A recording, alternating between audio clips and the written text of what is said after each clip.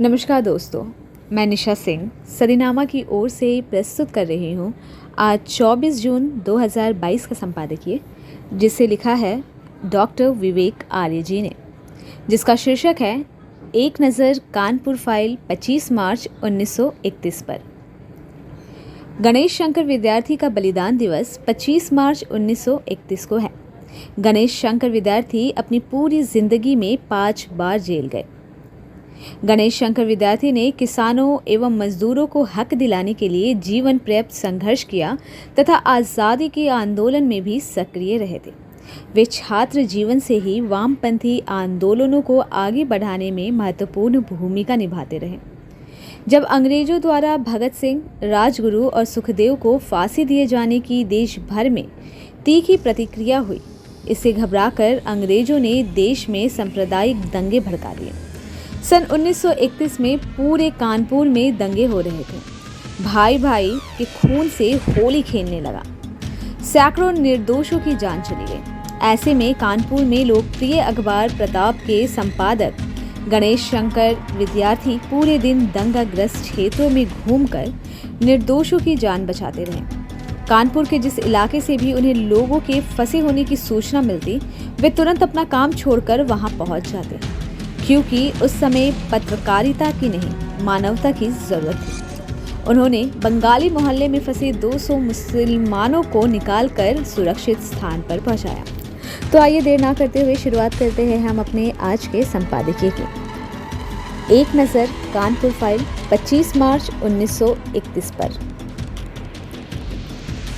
आज कश्मीर फाइल पर शोर हो रहा है। ऐसी एक फाइल कानपुर पर भी बात की जाए।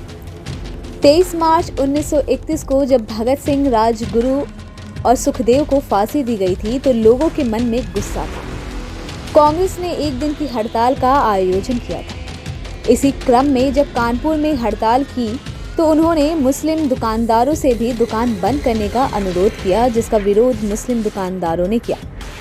इसके बाद झड़प आरंभ हुई और देखते ही देखते इसने दंगों का रूप धारण कर लिया।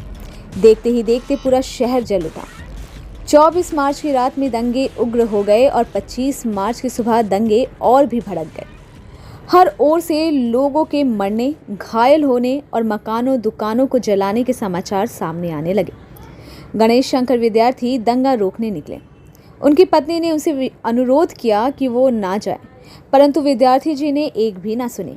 उन्होंने कहा कि वो ज़रूर जाएंगे। वो खुद भी घायल होते रहे। इसी बीच उन्हें किसी ने कहा कि कुछ मुसलमानी मोहल्ले में कुछ हिंदू परिवार फंसे हुए हैं। ये जानते हुए भी कि वहाँ जहाँ जा रहे हैं वहाँ पर मुस्लिम है, वो चल पड़े।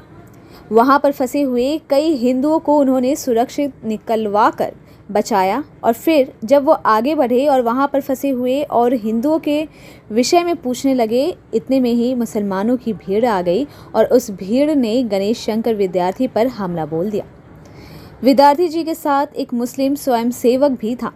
उसने मुसलमानों की भीड़ से कहा कि वो उन्हें क्यों मार रहे हैं, क्योंकि विद्यार्थी जी ने तो कोई मुसलमानों की जान बचाई है। उस भीड़ ने जाने दिया।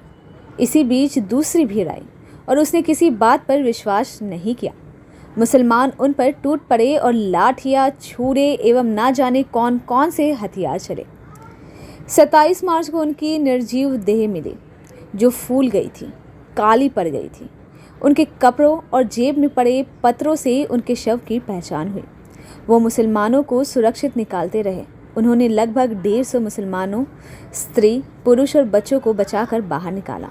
ना जाने कितने मुसलमानों को उन्होंने अपने विश्वास पात्र हिंदुओं के यहाँ टिकवाया, परंतु धर्मार्थ भीड़ के सामने वे भी काफिर अर्थात वाजिब उल कत्ल। गणेश शंकर विद्यार्थी की मृत्यु पर बार बार बातें होती हैं।